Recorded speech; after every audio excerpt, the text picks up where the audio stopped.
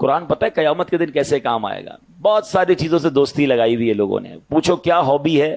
میری hobby sports ہے, میری ہابی موبائل پر گیم کھیلنا, میری ہابی کیا ہے جناب میں کمپیوٹر پہ ٹائم گزارتا ہوں, میری ہابی فلاں پتہ نہیں ٹامی جونی پتہ نہیں کس کس کی کتابیں پڑھتے رہتے ہیں.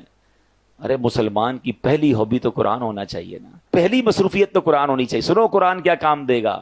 اللہ کریم کے نبی علیہ الصلوۃ والسلام نے فرمایا جو بندہ دن اور رات میں قرآن کریم کی تلاوت کرتا ہے, ایسی روٹین بنائیں کہ کام پر جانے سے پہلے کچھ قرآن پڑھ کے جائیں, گھر آئیں تو سونے سے پہلے کچھ قرآن پڑھ لیں, اللہ کرے صبح سورہ یاسین پڑھ کے جائیں, رات سورہ ملک پڑھ لیا کریں. سنیے نبی پاک فرماتے جو بندہ دن اور رات میں قرآن پڑھتا ہے اور قرآن کے حلال کو حلال اور حرام کو حرام جانتا ہے, اللہ پاک فرشتوں کو اس کا رفیق یعنی اس کا ساتھی بنا دیتا ہے.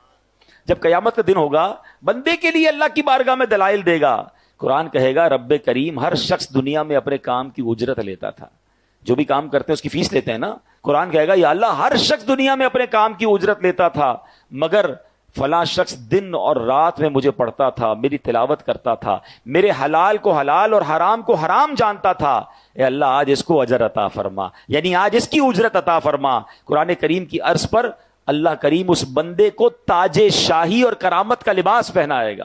اب اللہ قرآن سے فرمائے گا حل ردیتا, اے قرآن کیا تو راضی ہے؟ ذرا غور کیجئے, بندے کو عزت کا تاج اور کرامت کا لباس پہنا کے بندے سے نہیں پوچھے گا, اللہ قرآن سے سوال کرے گا اے قرآن تو راضی ہے؟ تو قرآن کہے گا یا رب اس سے بھی زیادہ افضل اجر عطا فرما. اب اس بندے کو بادشاہت اور سبحان اللہ جنت کی نعمتیں عطا کی جائیں گی, یعنی عطا کیا جاتا رہے گا. حدیث کا خلاصہ ہے کہ قرآن کے بارے میں اللہ تبارک و تعالیٰ پھر قرآن سے سوال فرمائے گا کہ اے قرآن کیا تو راضی ہے؟ اللہ اکبر. ذرا غور